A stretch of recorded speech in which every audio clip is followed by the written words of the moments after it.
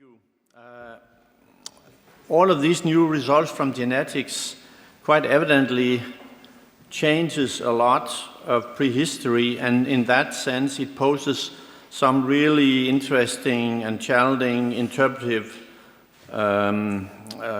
It's a matter of developing new theoretical models and also mobilizing archaeological data to account for this new evidence. And I will try to exemplify this in this presentation. What is the relationship between our new results of migrations, diseases, and genetic admixtures when we relate that to archaeological knowledge?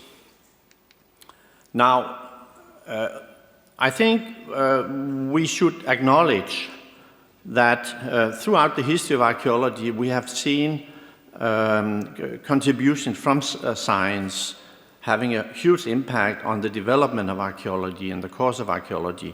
I have talked about 3 science revolutions, and we are right now in the middle of the 3rd one.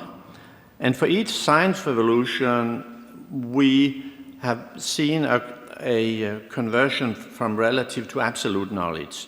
The C14 revolution allowed us to switch from relative dating of earlier times to absolute datings. And now we are switching again from relative disputed knowledge of migrations to absolute knowledge of mobility through this 3rd science revolution. And I think what the benefits of that is that it has freed a lot of intellectual resources that will allow us to concentrate on much more interesting things like asking the questions how and why, rather than discussing datings. So these revolutions have been crucial in the development of archaeology, also the development of archaeological theoretical models, is my point here. Now, the decline of the Neolithic will be my starting point. What we have observed archaeologically is that throughout Europe there is a decline in the 4th millennium from Ukraine in the east to temperate Europe and even to Iberian Peninsula later in the Copper Age. We see these mega settlements, one after the other, being left and burned. In the 4th millennium, by 3400, they're gone. We have seen these use of big data from research groups in Scandinavia as well in England, Steve Shannon. And they all, when they map these 10,000s of C14 dates, they all come up with this decline here. And in some regions, it's a very steep decline. So what we see here is throughout Europe, from Ukraine to Western Northern Europe, throughout the late 4th millennium, we see a global decline of activities, which has been interpreted of a global decline of populations. How and why that has happened have been debated. Environmental factors, overexploitation. In our work, we have also been looking, of course, into the diseases. And this decline was actually one of the reasons that we started in Copenhagen to look for epidemics and came up with the plague. So again, this is a wonderful example of what the synergies and what happens when archaeologists and geneticists sit around the same table, work together on the same projects, and throw evidence at each other, and then use that to pursue new research. So what I want to point out here, you have seen that before, it's from the 2015 paper, but what I want you should focus your attention on is the decline here. This is Neolithic Anatolian DNA.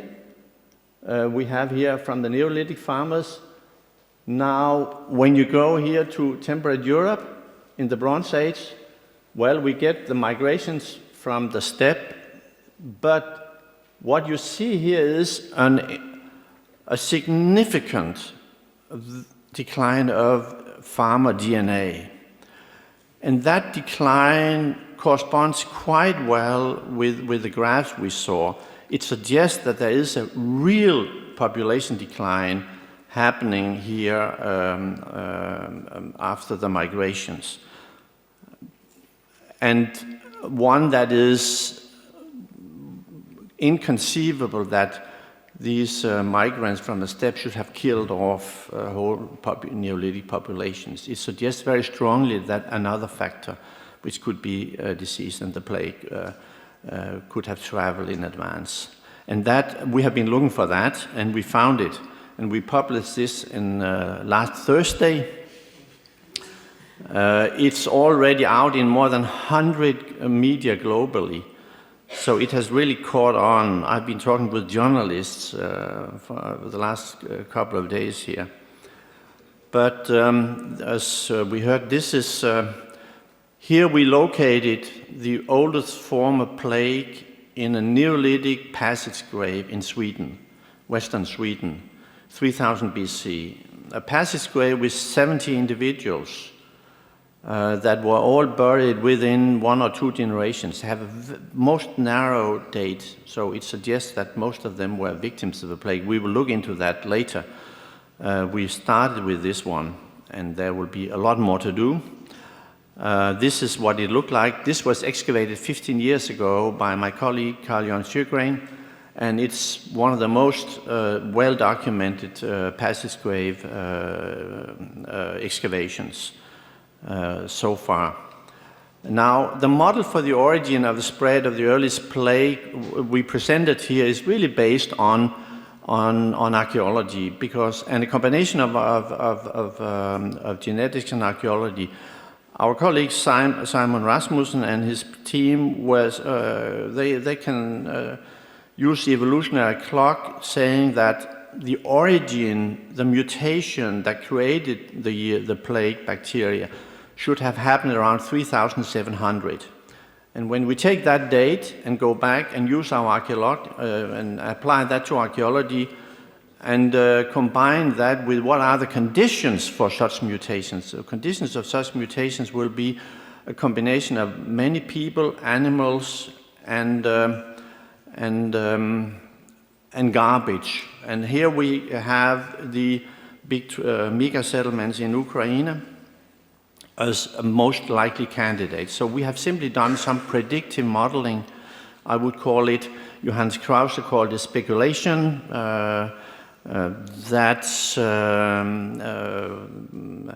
That's his approach. Our approach is, we call it predictive modeling because it will allow us to focus attention on future research. But what we see here is also, that's why I thought it was interesting with in the first paper with Sabine, that we think that the global amphora culture could have been one of those agents that brought it westwards. Here's some of the models. We think that the whole fourth millennium is the millennium of innovations. It's attraction that spreads, it's metallurgy, and many other things, and so small groups of people have moved with innovations, with wagons, with cattle, and have brought the plague to Neolithic societies. So the end result is that there is a severe reduction of farmer populations 200 years, 300 years prior to the steppe migrations. So in a way, they paved the way for the steppe migrations to move in and be able to take over. And another interesting observation now we have this, is that what we see here is that this is, of course, this recent one is the mother of all later plagues, or father, whatever you choose to call it. But what we see also here is it's very virulent, so it develops new strains, and if you compare that with the Black Death, Krause and his team recently published a paper where they had analyzed, I think, 40-something samples covering 300-400 years, we had the plague in Europe. And it shows a related picture. It comes out with one dominant strain, and then over the next 300 years, 400 years, new strains are developing, new outbreaks are coming from time to time. And it would seem to resemble quite a lot the situation we will have here from the late 4th millennium into the 3rd millennium. It has been around in Europe and kill people, but it would then have a period where it would then be gone. Then a new strain would emerge and kill off more people, and more people along the way would perhaps achieve immunity to the plague.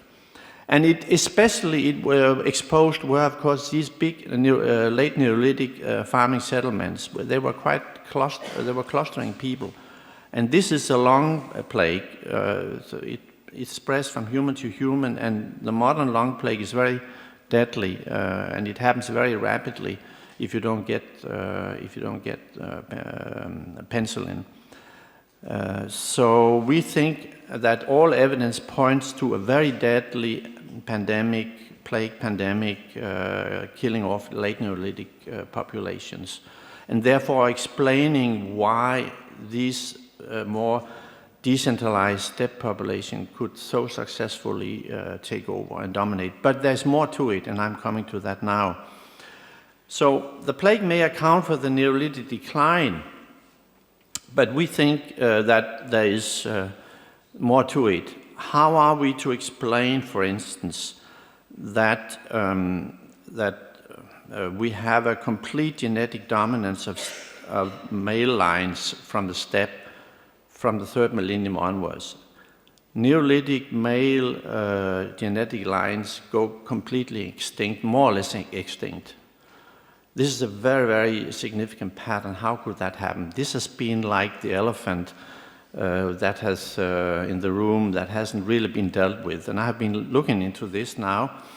Now, many of you have seen this paper, came a few years ago, that demonstrated that there was a huge decline of male lines somewhere in the 5th, 4th millennium here, but not in female lines, on the other hand, would rather expand and diversify. And a recent paper from a group of actually graduate students from Stanford, they tried to explain that with male competition, leading to, in the end, you only have two dominant male lines, R1b and R1a. And these are still the dominant male lines among Europeans today. That happened somewhere in the 4th millennium, apparently. But how was that possible? And how could they prevent Neolithic males from reproducing themselves?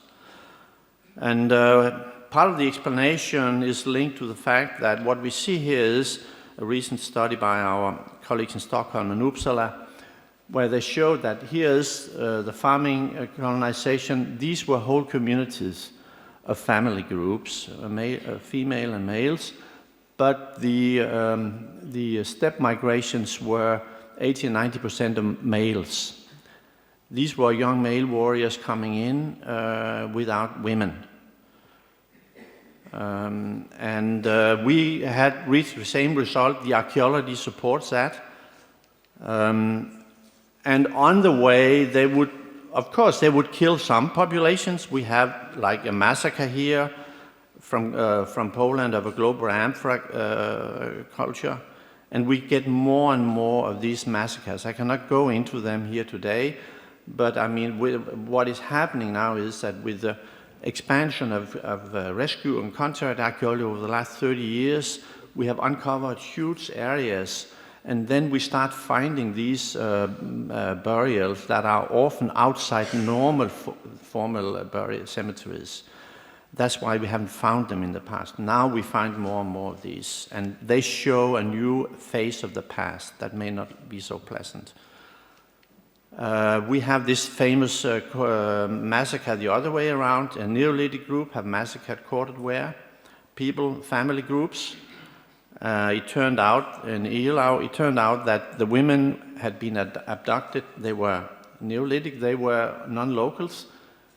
And those who came in, and they came from a neighboring Neolithic group, 60 kilometers away, they came back later and killed these families with arrowheads showing where they came from.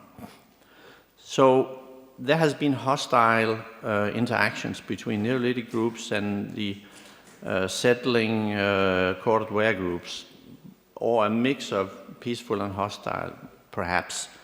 But the more we learn, the more it looks hostile. This was a model we presented in Antiquity last year with these male migrants coming in and marrying in Neolithic women. We could show that many of these non-local women had a Neolithic diet through their childhood. So they abducted, or forcefully or peacefully, but probably forcefully abducted Neolithic women. So we have these diverse female lineages, but always these one or two dominant male lineages. This is a pattern that continues into the Bell Beaker period and later.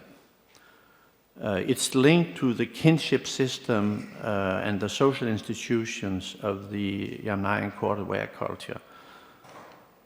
And also there's a recent study here from Quentin Bourgeois and the Kroon they analyzed more than 1,000 single-grave corded ware burials, and what they could show is that by a network analysis of similarities in the way they placed burial goods. So here we have the person and the placement of things. And when it comes to male burials, there is incredible similarity. You cannot distinguish a male burial from Jutland or the Netherlands. They are absolutely similar. These males must have been moving, perhaps as foster children, back and forth.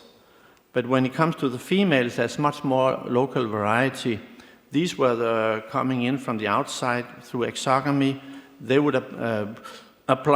bring different things in and different skills, and also different burial goods. So here we have the local variety of the corded ware culture among the female burials. But in the early phase of the corded ware culture in northwestern Europe, 90% of the burials are males. So the archaeology confirms the genetics. These were male warriors coming in large groups, probably from the steppe. When we look at the environmental data, it's huge. They burn off forests totally over vast regions and create steppe-like environments. It is indeed mass migrations. So we need other explanations to account for this dominance and ability to take over. Also, we know that we know from comparative studies about language and linguistics that the dominant language is always the language spoken by those who stays, whether matrilocality or patilocality, but they determine the language. And here we have patilocality, patrilineal societies, so it means it's the language of the males who dominates. We have, if you look into comparative studies in a recent book here, I show it because it's a very important study about the role of captives in pre-state societies. It's a global phenomenon, from hunter-gatherers to tribes and chiefdoms. Captives is the main reason for raids and warfare. You go and take women and you kill the males because they're too dangerous. And you always go outside your own ethnic group. You can go long distances to do this, and the women are then used for labor and reproduction, and eventually next generation can become free and members of society. These captives, female captives, also have an important influence on cultural change and other things. But It's a global phenomenon, it's a global picture. Captives make up from 10 to 35% of populations in pre-state societies. And they're dominantly women, and males are killed. So here we have the explanation, I think. Migrations and ethnic violence follows a millennia-long pattern. On the one hand, we have mass killings of whole communities since the linear Ban culture and onwards. On the other hand, we have selective killings of males and adoption of women.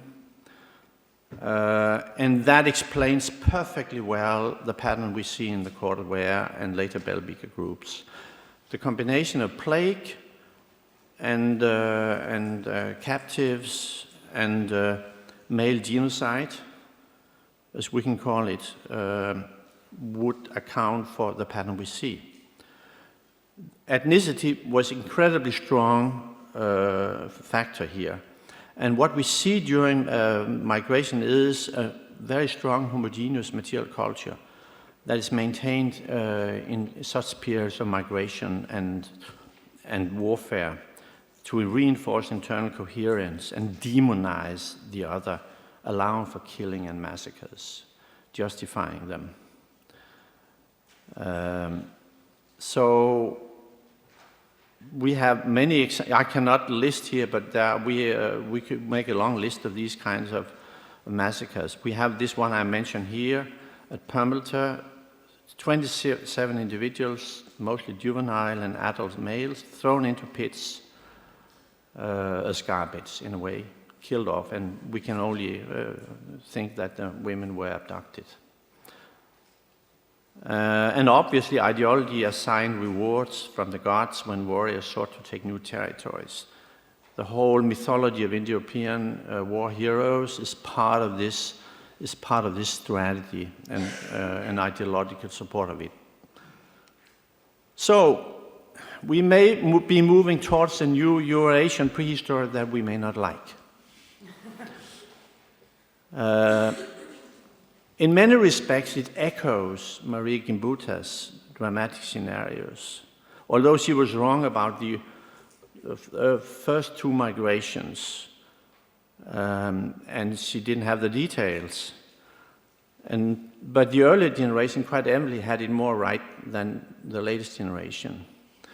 It's only now, though, thanks to science, that we can actually go deep into what actually happened. We can reconstruct on the ground nearly in one-to-one through cemeteries the kinship system, the marriage system, the diseases and their effects. And when we combine that with other evidence, we can actually draw a very complex picture that cannot be reduced just to simplistic stories. I'm sure we will see in the future much local variation here. There will be areas with more peaceful interaction, and there will be areas with more violent interactions. But taken on a whole, the force of history that I have been presenting and discussing here, they are more dramatic and violent than we have been used to. But it also brings prehistory more in line with recent ethnographic and historical evidence, taking captives, killing defeated males. So history happened, not always to ways of our liking. Thank you.